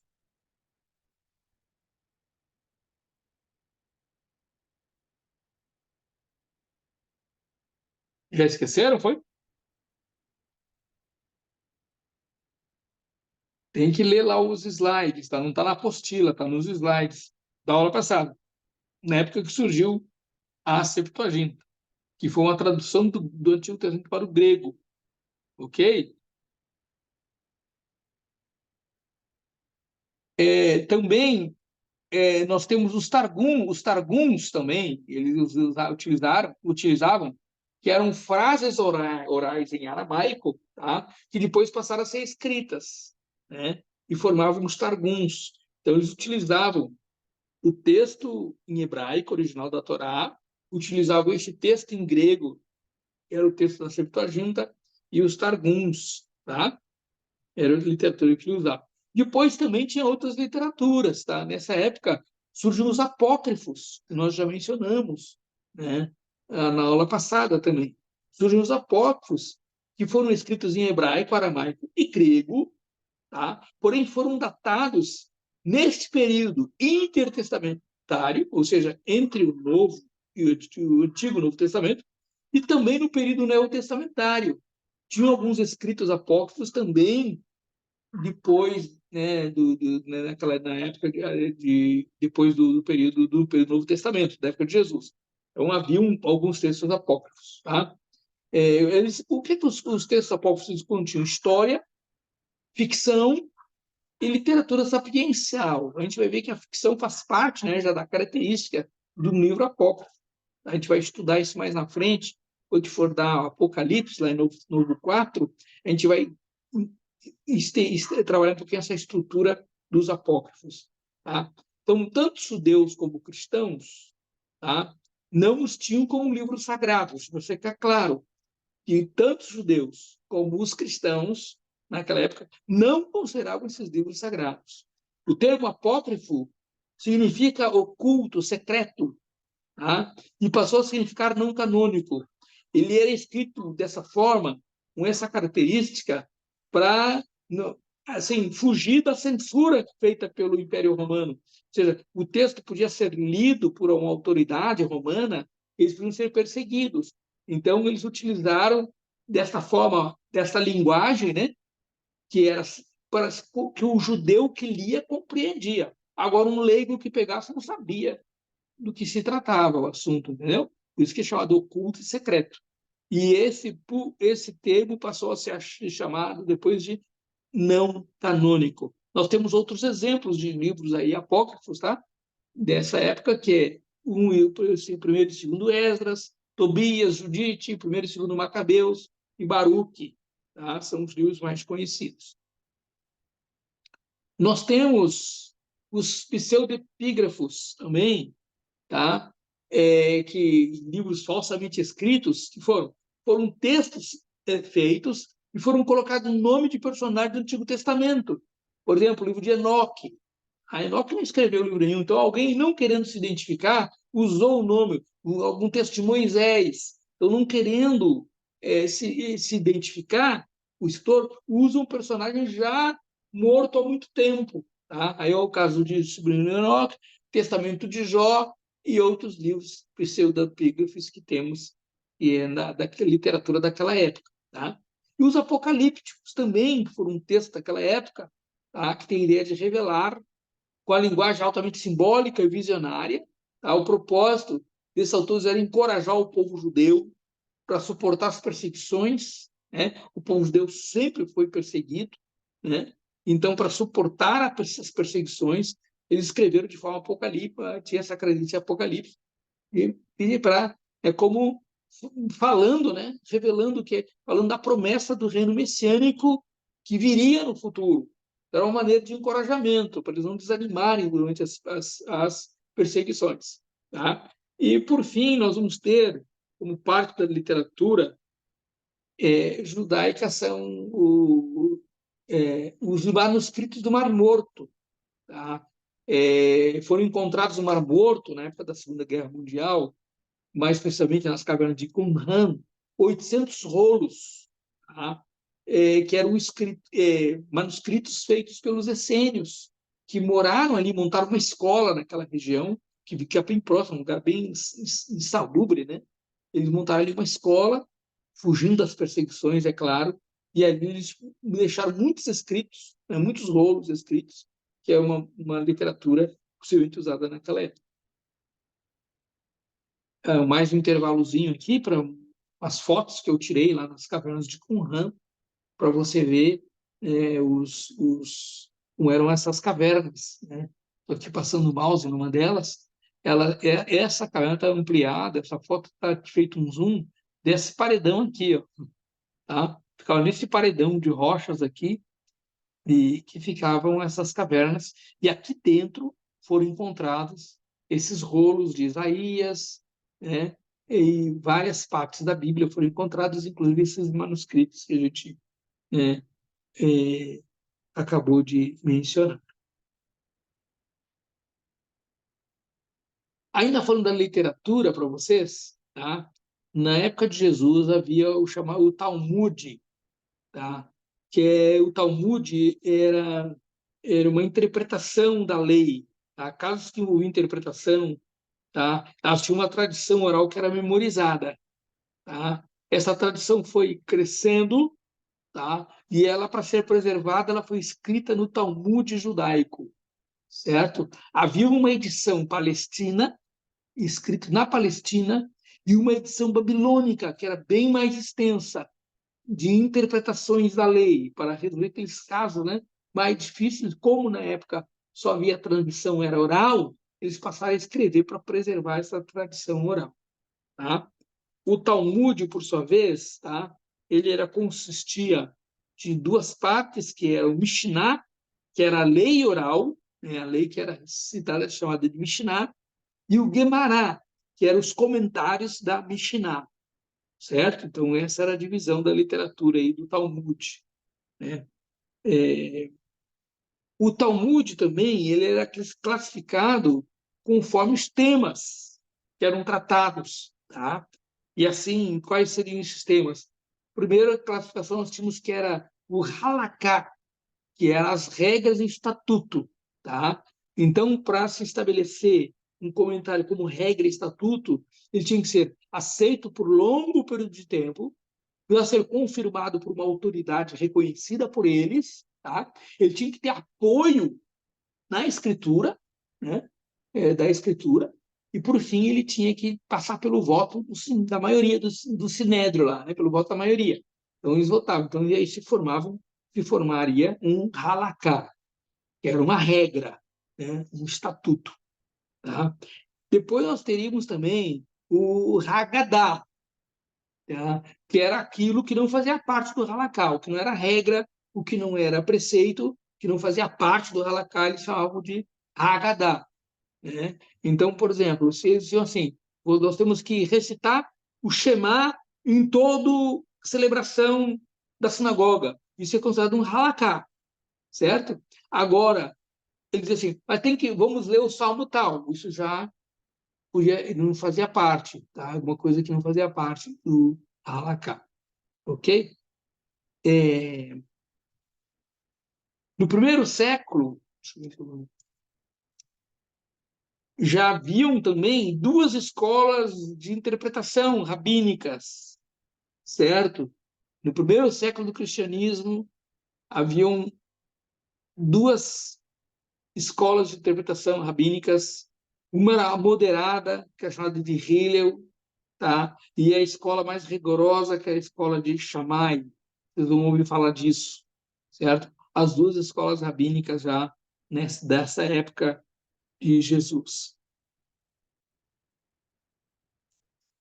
Bom, ainda falando do mundo religioso, nós vamos hoje estudar um pouquinho, então, eu queria passar para vocês como se comportava a mulher do mundo, como era vista a mulher no judaísmo. Tá? Isso é muito importante, anotem isso aqui. Tá? Na época dos patriarcas, tá? As matriarcas eram ouvidas, eram escutadas, eram respeitadas, eram admiradas. Vocês podem ler Gênesis, a história de Abraão, né, de Isaac, de Jacó e outras pessoas. Vão ver que as mulheres são respeitadas, as mulheres são ouvidas na cultura judaica na época dos patriarcas. Né? Eles davam valor às mulheres. Observe que todo o Antigo Testamento ela valoriza a mulher, porque ela fala de profetisas, ela fala de juízas, não é assim? Né? Observem bem, nós temos qual um exemplo de profetisa no Antigo Testamento? Miriam, mãe de Moisés, Êxodo 15 e 20, diz que ela profetizou, ela profetizava. Olha só. Vocês têm algum outro exemplo de uma mulher juíza? Quem nós podíamos ver como juíza no Antigo Testamento? Débora. Débora. Olha só, isso, Débora. Juízes capítulo 4, 4 e 5. Então vejam como o Antigo Testamento dá importância às mulheres. Nós temos outras mulheres, tem Hilda, lá em 2 Reis, capítulo 22, verso 14, né? E também em Crônicas 34, 22. Nós temos Noadia ou Noadia em Neemias 6, verso 14. Tá? E vamos ter Ana como porque profetizou lá em Lucas, capítulo 2, verso 26 e 36. Então vejam como a mulher ela ocupava um espaço na cultura judaica muito forte, né? Ou seja, os hebreus e depois o judaísmo, ele valorizava, os judeus valorizavam as mulheres. Os hebreus, vou corrigir aqui, os hebreus valorizavam as mulheres. Tá? Agora vejam, observem também que as mulheres estiveram presentes no Pacto do Monte Sinai, lá em Êxodo 19, verso 11. Elas, então, participavam ativamente de atividades religiosas e sociais do povo hebreu. Né? Agora, o que acontece? As influências estrangeiras, tá? E principalmente a grega, tá? Fizeram com que, no decorrer do tempo, a mulher começasse a ser excluída das atividades públicas e fossem relegadas ao lar, certo? Então, vejam que a cultura hebraica e o judaísmo, ele valorizou as mulheres, né? Mas as influências estrangeiras que fizeram com que as mulheres, pouco a pouco, fossem sendo excluídas da vida pública e fossem relegadas tão somente ao lar. Tá? Então, vamos ver aqui. O Talmud da Babilônia, já vem da Babilônia. Professor. Não? Sim. Pois não, pastora Silvana? E em relação à política? As mulheres na política? A gente vai encontrar algumas delas. No caso de Débora, que foi juíza e foi política também, né? É. Nós vamos ter Esther como participação política, né? Uhum. Que o Mordecai, né, chegou lá e intimou ela, né? Sim. Oh, você não é rainha para ser por causa de bonita aí, né? Para ficar bonito no palácio, não. Você tem um papel, você tem um propósito de Deus para sua vida, né? Então, sim. Né, havia isso. Inclusive, eu até preguei isso domingo, sobre Esther, Foi? domingo. Eu Olha, fiz essa pregação domingo, sobre é Esther. muito, muito linda a história de Esther, muito Maravilhosa. linda. É muito linda essa história. É como Deus usa uma mulher para a libertação. Teve uma outra situação lá também, na época de Débora, né? Aquele general lá que estava destruindo os judeus, e Débora foi chamar qual é o nome do rapaz? Esqueci agora. Para lutar, né? E ele ficou, não quis, né? Ele ficou, não, eu vou, mas tu tem que ir comigo e tal. Aí ela disse, ó, porque você teve medo, porque eu vou com você, mas é uma mulher que vai matar esse general, não vai ser você. Né? Baruch, qual é o nome dele? E foi Jael que matou, né? O general lá. É o Císera, né? É, o É. Císera. Aí foi uma mulher, né, que enfiou a estaca nele lá e matou ele, né? Sim. Deus não deu essa glória a um homem. Né? Então, a mulher tinha uma participação muito forte. Né? Então, olha o que o Talmud da Babilônia, que nós tínhamos 2 Talmuds, né? Da Palestina e o da Babilônia. Olha a influência que o Babilônia já recebe. Ele diz, quais as bênçãos que eles recitavam no Talmud? Primeiro, que me fizeste do povo de Israel. Essa é a primeira bênção recitada por eles. O judeu acordava e dizia, obrigado, Senhor, que eu faço parte do povo de Israel. Agora, a segunda bênção é esta, que não me fizeste mulher. Né? E a terceira bênção que eles consideravam é que não me fizeste ignorante. Tá? Aí vocês veem, né, a forte influência que o judaísmo já recebe, né, do estrangeiro aqui. Né? Começa a ver essa mudança de pensamento. De acordo com alguns historiadores, né, essa regra do Talmud ela se origina no ditado helênico, né, de Platão e de Sócrates. Né? E Sócrates e Platão, que eram filósofos gregos, eles diziam que deveriam se agradecer ao destino. Eles usavam isso. Primeiro, eles agradeciam por ter sido nascido humano e não animal. Tá? Segundo, ele agradecia por ter nascido homem e não mulher. Né? E terceiro, por ter nascido grego e não bárbaro. Então, foi em cima disso que eles colocaram no Talmud aquelas 3 bênçãos lá. Né? Então, com isso, a mulher foi sendo deixada para segundo plano. Os filósofos gregos já, de fato, achavam que a mulher não tinha valor nenhum, né? Muitos deles. Né? Muitos se tornaram as relações afetivas eram com homens, não com mulheres, né? E a mulher era apenas para procriação, né? Então isso fez com que a mulher fosse sendo deixada de lado, tá? E também o Talmud começou a dar uma interpretação para o Salmo 45, né? Quando diz que toda a glória da filha do rei na sua casa, né? Então que a honra da mulher ela reside que ela fique em casa cumprindo sua função de ter filhos e de facilitar seu marido, tá? Então isso fez com que uma lógica se criasse em torno da mulher. Então, de acordo com essa lógica, a mulher passou a ser vista como, do aspecto biológico, apenas mães e procriadoras, tá? Do aspecto sociológico, dependentes primeiro do pai e depois do marido, tá? Do aspecto psicológico, eram incapazes de dedicar-se a temas sérios. Tá? Então, a mulher passou a ter essa visão. Tá? A presença da mulher na rua, no mercado, nos tribunais, nas casas de estudo, nos cultos, era considerada uma ofensa à dignidade da mulher. Era assim que a sociedade da época via a mulher. Tá? Então, a sociedade judaica via dessa forma nessa época. O Halaká, ele contrariando a tradição judaica, tá? Ele permite que as mulheres fossem convidadas para participarem da leitura da Torá. Então já percebe que ainda fica alguma coisinha lá, né? Ainda preservada do Antigo Testamento. Então o Halaká, ele estabelece essa regra que a mulher poderia ser convidada para a leitura da Torá. Né? No Talmud consta que todos podem fazer parte da contagem dos que são chamados a fazer a leitura da lei, que são 7, inclusive mulheres.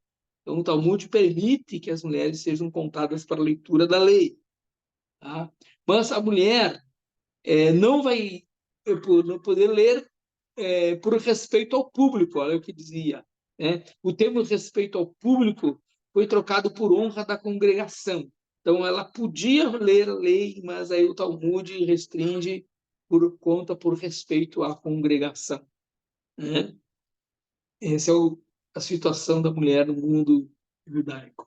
Para ler a lei, então, exigia uma preparação prévia. A pessoa era convidada, era avisada com antecedência, E como eram os homens que tinham acesso ao estudo e à facilidade e tempo para se preparar, o convite a uma mulher era interpretado como se naquela congregação não houvesse homens aptos. Então, dificilmente eles chamavam uma mulher, mesmo que o Halakha tinha essa regra que a mulher poderia ler. Mas eles não davam liberar a mulher para ler, porque achavam o seguinte, né? A leitura tem que ser preparada antes, tá? Esse cuidado com os irmãos que preparam a mensagem no joelho, né? Não na oração, né? É pegar a Bíblia e o papel e fazer o esboço no joelho, né? Ou seja, vai para o púlpito sem se preparar. Eles já tinham esse cuidado. Para a leitura da Torá, a pessoa era convidada com antecedência, ela se preparava, né? E, na verdade, as mulheres tinham que cuidar da casa, cuidar dos filhos, não tinham tempo para parar, para estudar. Quem parava para ler, para estudar, eram os homens que eram alfabetizados, ou eram os homens. Então, se uma mulher fosse convidada, eles achavam assim, não tem homem apto naquela sinagoga, naquela congregação. Tá? Bem, então aqui vem uma pergunta para a gente olhar um pouquinho. Tem um texto lá em Lucas, capítulo 13, versos do 10 ao 16. À luz dessas informações, qual seria a melhor explicação para esse texto? Né? Alguém leia para a gente esse texto? Lucas 13. Eu vou deixar vocês falar um pouquinho, porque eu estou falando muito aqui, eu preciso preservar minha garganta. Do 10 ao 16, pastor? 10 ao 16. E ensinava no sábado numa das sinagogas. E eis que estava ali uma mulher que tinha um espírito de enfermidade. Havia já 18 anos e andava curvada, e não podia de modo algum endireitar-se. E vendo a Jesus, chamou a si e disse-lhe: Mulher, estás livre da tua enfermidade. E pôs as mãos sobre ela, e logo se endireitou, e glorificava a Deus. E tomando a palavra, o príncipe da sinagoga, indignado porque Jesus curava no sábado, disse à multidão: 6 dias há em que é mister trabalhar. Nestes, pois, vinde para seres curado, e não no dia de sábado.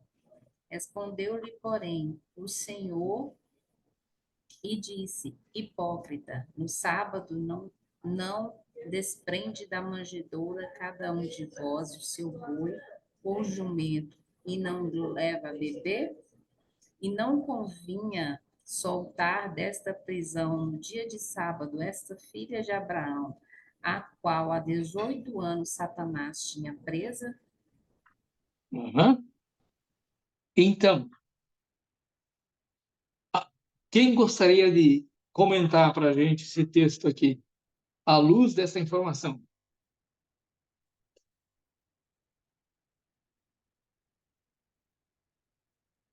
Hein?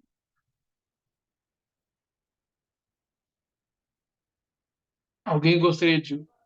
Uma das questões é que ela estava em uma sinagoga, né, participando ali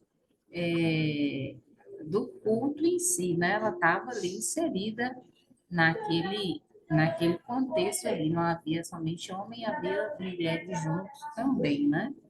Uhum, uhum. Sim.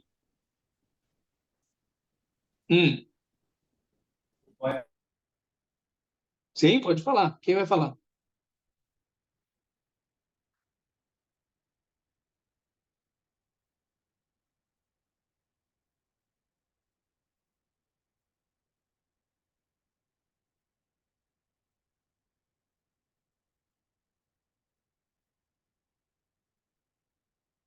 Eu acho interessante, pastor, não sei se Sim. entra nesse contexto aí, porque assim, Jesus, ele traz todo aquilo que desde o princípio existia, que foi perdido, essa questão de trazer a mulher para perto novamente, né, do valor da mulher.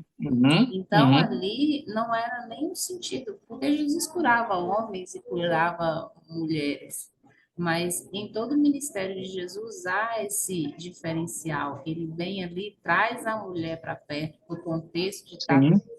envolvido, né, na vida religiosa, no dia a dia, no contexto geral, né, do dia a dia das pessoas, não era só casa, a mulher não é só casa. Tanto que quando no texto de Maria e Marta, ele vai ali chamando a atenção de Marta para quê? Para estar ali aos pés dele, ouvindo, né? Como Maria, não só Sim, sim. preocupada só com o trabalho. Então, uma das Uhum. coisas que Jesus muda é isso, né? Traz um valor novamente para a mulher, que antes havia se perdido. Então, Também mostra, né, pastor, em relação sim, à valorização da mulher, né, também. Jesus está uhum, mostrando para eles ali que não só os homens eram importantes, mas as mulheres também, né? E sim, Jesus confronta aí a questão da religiosidade deles, né? Da hipocrisia. Mas eu acho interessante em relação àquilo que o senhor falou, é o próprio Jesus mostrando para eles que Jesus cura a mulher sim, que a mulher é importante, que a mulher era preciosa para ele, né? E que merecia também, né? Apesar de uma sociedade tão machista, vamos dizer assim, né? Jesus mostrava para eles que as mulheres também eram uhum, curadas, libertas, transformadas, tinham os mesmos direitos aí, no caso, dos homens, né? aham, aham. Pois é, pois é, Ô, com pastor, certeza. Sim, pode falar. eu acho que foi o pastor Taborda que ele falou bem assim, que quando a gente se preocupa mais com a ornamentação da igreja, uma cadeira, um jarro de flor, do que a própria adoração ao culto, se torna uma religiosidade da nossa parte, nos torna assim muito religioso. Eu acredito que ele estava se preocupando muito com o dia do sábado, né? E esqueceu que de fato poderia, né, fazer o bem para alguém que estava precisando, que ele passava ali Aham, situação que ela vivia, né, escrava de um espírito imundo, sofria por essa condição, e Jesus poderia livrar ela independente de qualquer dia. E o dia de sábado foi o dia de abençoar a vida dela, né? Então acho uhum. que frisou o sábado, né, e se tornou assim algo muito religioso da parte deles. Exatamente.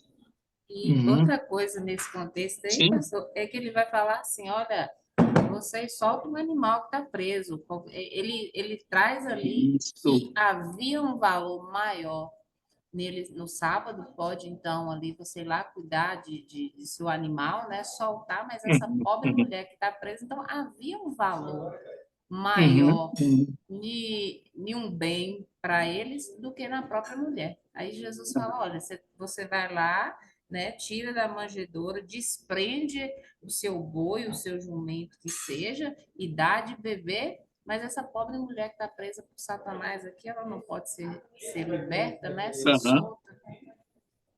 Então, Hein, vocês. pastor? Sim, sim. Também no versículo 14 fala que o príncipe toma a palavra, porque havia previamente um chefe eleito para presidir a reunião. Talvez também ele não gostou da posição de Jesus de fazer algo, sendo que era ele, que era, aspas, o chefe.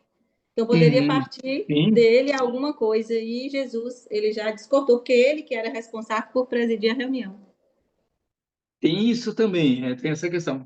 Agora, E a observe muito mulher, só. né? A mulher, pastor, Tem, ela estava enferma fisicamente, né? Agora eles estavam espiritualmente, né? Não estavam tem como espiritualmente, né? fisicamente doentes, mas espiritualmente, E- misericórdia. Ele estava são fisicamente, mas em coma espiritualmente.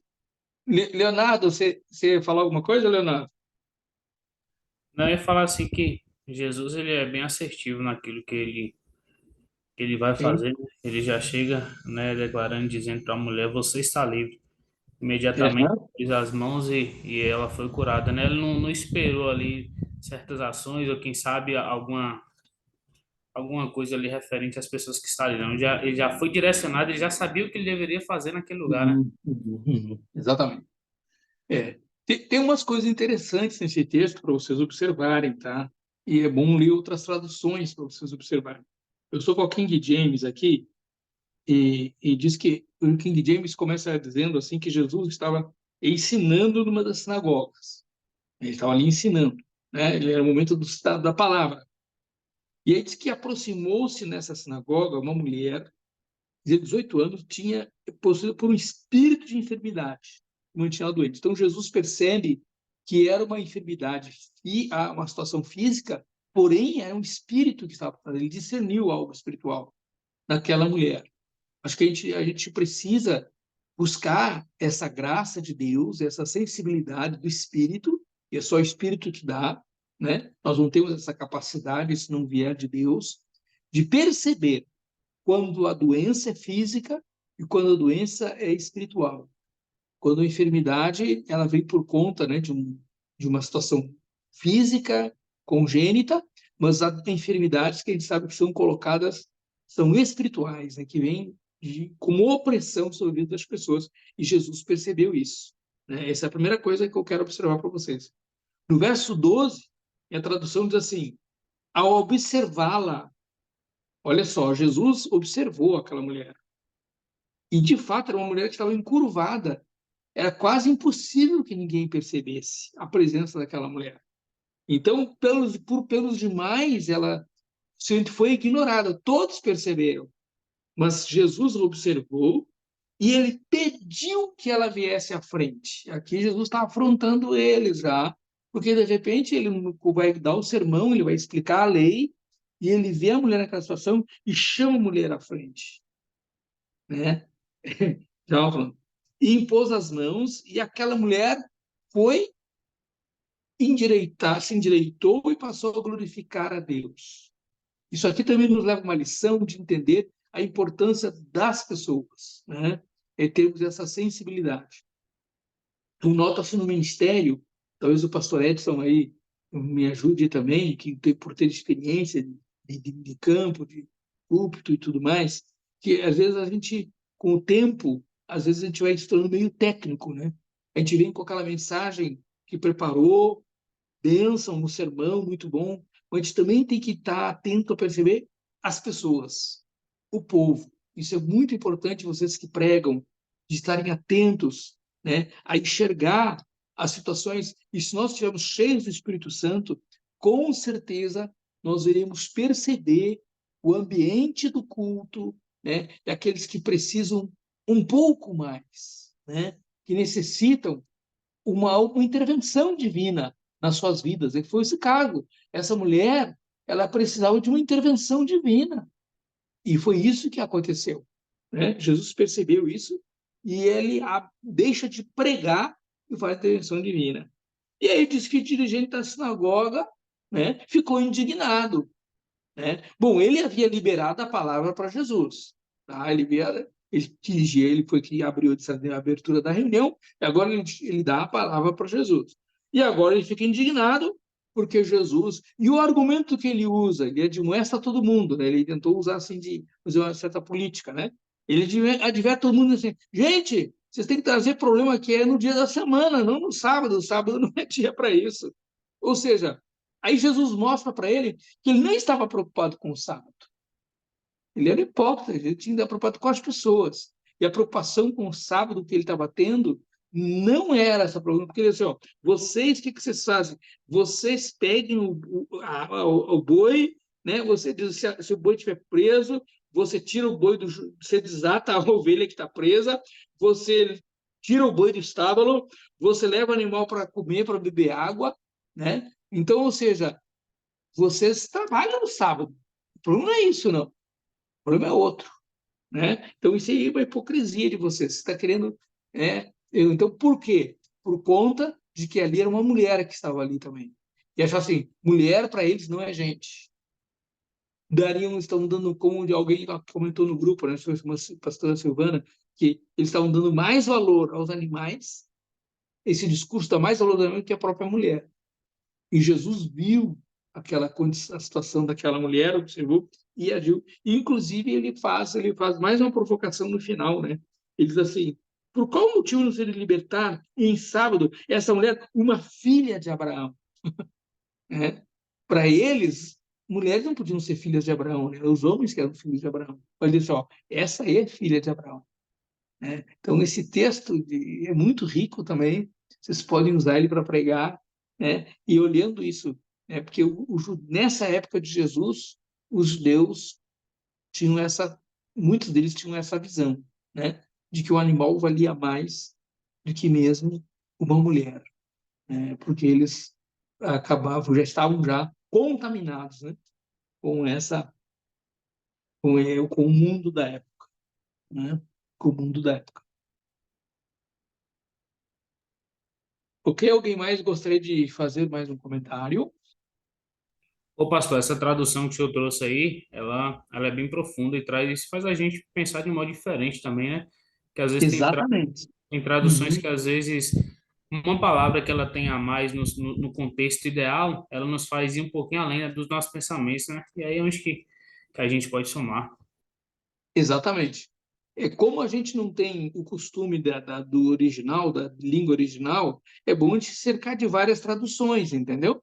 Porque algumas passam por cima mesmo, entendeu? Passa por cima. Muito bom, muito bom. E acho que Pastor, vocês... Sim? uma dúvida. Uma voz. Das traduções atuais, qual se aproxima mais assim do original? Olha...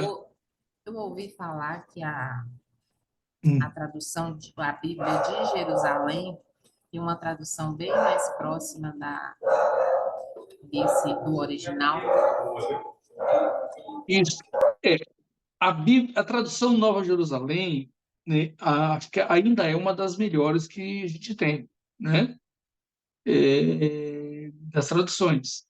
Porém, não é tão fácil a gente adquirir, porque no nosso meio a gente não trabalha com esse texto, né? Que ela foi produzida pela igreja, pelas edições paulinas, uma coisa assim. Ela é católica, tá? E seria interessante se você pudesse, alguém pudesse ter essa tradução na sua biblioteca, é muito interessante, tá? Eu só tenho o Novo Testamento, não tenho a Bíblia toda, a Nova Jerusalém. Agora, a, a gente, é, eu recomendo para vocês a King James, é uma excelente tradução, né? Porque ela se aproxima bastante da cultura judaica, tá? Agora, a nova tradução transformadora, a NVT, e muita gente gostando dela e falando bem dessa tradução, tá? De vez em quando eu uso ela no púlpito também, para o púlpito ela é muito boa, bem esclarecedora, né, a transformadora. Mas, assim, o ideal é a gente ter essas traduções novas também, a NAA, a Várias, né? transformadora, sim? É bom ter várias, né? Exatamente. Hoje a gente tem essa possibilidade, né? Inclusive, você não precisa nem comprar o livro, né? Você baixa no celular aí, os aplicativos que a gente tem, Eu tenho um tá? aplicativo, tem várias versões, mas a King James só tem no Em inglês, inglês. no português não. Em português é um pouco. Mas tem em português. Tem, eu tenho em É, português. Tem ela em português. Tá? A King James. Tem a NVI, a King James, a transformadora. Tá? Tem a New YouVersion. Tá? A YouVersion você consegue lá várias traduções só baixando eu esse tenho, aplicativo do YouVersion. eu tenho essa. YouVersion. Então você pode baixar Isso, outras traduções. Vai ter a NAA no YouVersion. exato, Tem, eu tenho. tem a linguagem de hoje. É. Acho que a Jerusalém não tem lá, mas tem umas traduções Não, não. católicas também, algumas você pode baixar, tá? Então é interessante isso, tá? E o mais interessante é depois fazer o hebraico e o grego no avançado, daí você vai ter como fazer uma exegese mais profunda, vai conhecer um pouquinho das línguas originais, né?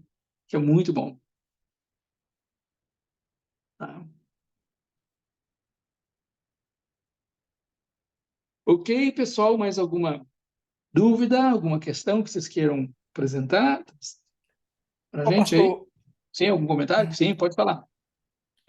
no caso daquela mulher cananeia que pediu a Jesus para poder libertar a filha, e os Sim. discípulos pediu ao Senhor para dispensar ela, houve Uhum. ali um pouquinho de preconceito pelo fato dela ser mulher ou só pelo fato dela ser cananeia também? Eu acho que juntou as duas coisas, né? ela ser mulher e ela ser estrangeira, né? Inclusive, Jesus provoca isso, né? Jesus provoca os discípulos essa lição para ver até que ponto eles estavam entendendo o evangelho, que ele lança isso, né? Ó, não se dá o pão para os cachorrinhos, né? Porque eles tinham eles chamavam os estrangeiros de cachorros, né? Entre os cananeus. Os judeus consideravam como cachorro. E Jesus faz essa provocação, né? E essa mulher, o que eu acho lindo é que essa mulher está tão convicta de que Jesus era o Messias, muito mais do que os discípulos, né? Porque ela diz, bem, Senhor, mas basta para mim uma migalha, não quero muito não, uma migalha já serve, já resolve o meu problema. E de fato, né? A migalha já era o suficiente, né? A migalha de Jesus já nos é mais que suficiente. É verdade. Para nossa salvação, né? Uma gota do sangue de Cristo para a gente já é a nossa salvação eterna. De fato, estamos vivendo de migalhas ainda, né? E ainda, Acho que exatamente. Então, ali a gente vê que aquela mulher, sendo estrangeira, ela tinha uma visão muito mais ampla do Evangelho e da divindade de Cristo do que os próprios discípulos, né? Verdade. É a forma de Jesus discipular, né? Ele fez isso de propósito, ele estava sendo muito assediado ali na parede, ele vai para Sidom, né? Que os judeus não e assim ele achando que o nome dele não tinha chegado lá, mas já tinha chegado também, né? Verdade. Isso é extraordinário. Mais alguma questão, queridos? Eu vou compartilhar com vocês o slide mais desejado da aula hoje. Vamos voltar aos slides. Esse é o slide mais desejado, né? Próxima aula, 12 de abril. Eu vou parar por aqui, tá? Tem muita informação. Vocês precisam pensar um pouquinho, ler, reler esse material aí que a gente passou, talvez assistir a aula de novo, ler vou fazer como fiz a aula passada, vou postar os slides para vocês, tá? É um conteúdo histórico interessante. Leem os livros de introdução ao Novo Testamento, Panorama do Novo Testamento, do Gungor, é muito interessante. Está na primeira aula, foi dado lá como referência bibliográfica. Ele fala desse contexto histórico para a gente, tá? Então, vale a pena vocês aprofundarem esse conteúdo, que a gente tem que passar meio rápido, por conta que a gente tem que entrar no estudo do Novo Testamento. Próxima aula, a gente já vai começar a trabalhar. A gente vai falar um pouquinho do mundo, um pouquinho da sinagoga, entender um pouquinho o sinédrio e tal, mas temos que entrar no problema sinótico, para a gente começar a estudar aqui um pouquinho. Obrigado. Acho que é um livro que eu queria mostrar para vocês. Um pouquinho.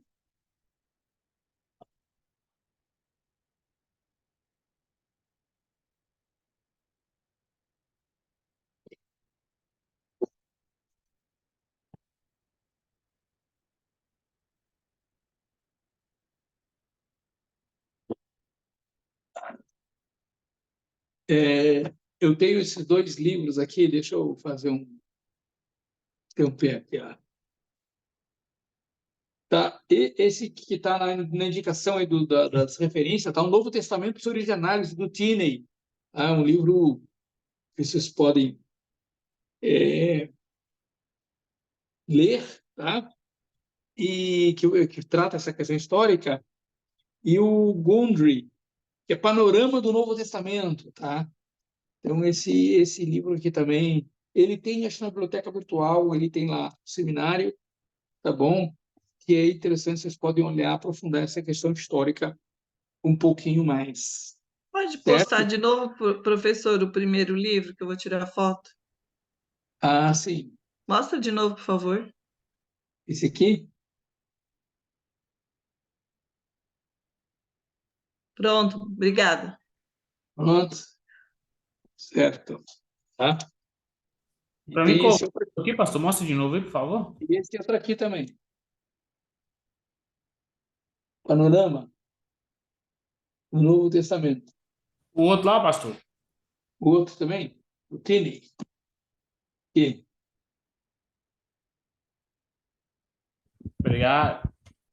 certo?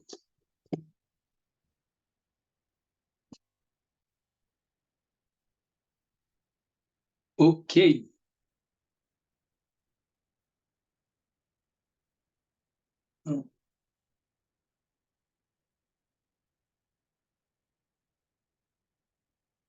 Pronto, gente. Então, por hoje, seria esse a nossa aula, nosso conteúdo. Tá?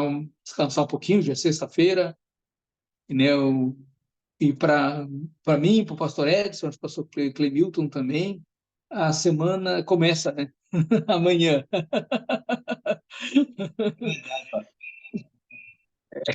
Já começou O que a hoje, gente pastor. mais trabalha é sábado e domingo.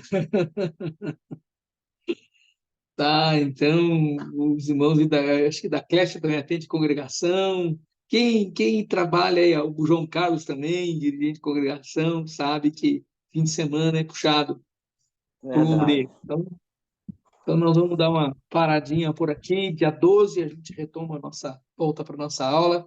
Que Deus abençoe vocês. Próxima sexta-feira a gente não vai ter aula, que é o feriado, né? Da Páscoa. Eu vou estar no Congresso de Jovens, divulgando o seminário lá no Como Bisba, em Ilhéus. Tá? Então, Pastor, sim. já leva aquele livrinho lá que o senhor falou da aula passada lá, que é o senhor, não sei se vai anotar os nomes e tal. O livro que o senhor trouxe da convenção, né? Sim, sim, certo. Vocação e vocacionados. Vai estar lá no Congresso, tá? Isso, minha joia. Disponível, que é um livro, vai ser, que foi lançado pela JET, Vocação e Vocacionados. Eu estava com um deles aqui agora. Não estou com nenhum ainda. E esse livro do pastor Paulo Mendes, tá? Vai ser distribuído. A gente quer que todos os alunos adquirem esse livro, né? Vai ser passado a preço de custo para vocês, tá? Porque, infelizmente, a JET precisou fazer a impressão do livro, mas a gente vai estar disponibilizando para todos vocês. No encontro do seminário, tem em julho, a gente vai ter, né, todo mundo que quiser levar um exemplar desse vai poder levar desse livro. Tá? Mas lá no congresso já vai ter, eu vou estar com eles lá, se Deus quiser. Eu, Leonardo. Quem estiver lá no congresso já vai sair na frente. Sua aula é semanal, pastor, ou é quinzenal? Quinzenal. Quinzenal. Tá? Então, só dia 12 de abril, agora a nossa aula. Tá? Tem um feriado, ainda vai dar um tempinho mais distante para vocês lerem, estudarem, né? E descansar de mim também. Tá bom? Vamos agradecer a Deus, então, por essa aula, né? Eu quero estar orando por vocês também, bem? E pedir que Deus, assim, abençoe o fim de semana de vocês, nas igrejas, se têm atividade, que Deus possa abençoá-los, em nome de Jesus, né? E um fim de semana de colheita, né? Para a glória do nome do Senhor. Amém? Deus e Pai, muito obrigado pela oportunidade deste encontro, por tudo que temos recebido nesta noite. Pai, nos ajuda a absorver este conteúdo histórico, informativo, mas que nos ajuda a compreender a Tua palavra, Senhor, e saber que a Tua palavra transcende a história, a cultura, e tem chegado até nós os mesmos valores, os mesmos princípios, e nós te pedimos ajuda-nos, Pai, a compreender todos eles e vivê-los, para que o Teu nome seja glorificado em nossas vidas. Nos dá, Senhor, a fé também que nos leve à experiência, a conhecer o Senhor, conhecer o poder do Senhor. O Evangelho é poder e nós precisamos experimentar esse poder todos os dias da nossa vida, poder que nos transformou, que nos salvou, que nos tirou do pecado, mas que este poder não só faz isto em nós, mas este poder é diário, contínuo, constante na nossa caminhada, no nosso dia a dia, nas nossas lides, nossas dificuldades, nós podemos experimentar o teu poder na nossa vida. Eu te peço em nome de Jesus, leva-nos a experiências mais profundas com o Senhor. Pai, abençoa a vida de cada um dos meus irmãos aqui agora, final de semana, os pastores que estarão trabalhando na tua obra e tem dedicar-se mais tempo, talvez tem também a responsabilidade da palavra, da ministração, deles, tua unção, tua graça, dê a sabedoria necessária para trazer uma palavra do Senhor, não uma palavra apenas teórica, né, de conhecimento, mas que ela seja revestida de unção e de graça, para que haja poder de salvação, de transformação de vidas na palavra que o Senhor deu aos teus servos, Senhor. Não seja a nossa palavra, mas a tua palavra, é o que te pedimos em nome de Jesus. E assim, Senhor, te agradecemos, podemos contar com o Senhor. Cada um aqui, Senhor, dá-nos uma vida abençoada e um fim de semana abençoado para a tua glória e louvor. Em nome de Jesus, nós oramos e te agradecemos. Amém e amém. Que Deus abençoe a todos vocês. E uma boa noite. Abençoe. A paz a todos. Esquece de enviar o conteúdo. Muito amado, Deus abençoe. Paz do Senhor. Boa noite a todos, paz. Tchau, paz Pai. Deus abençoe. Paz.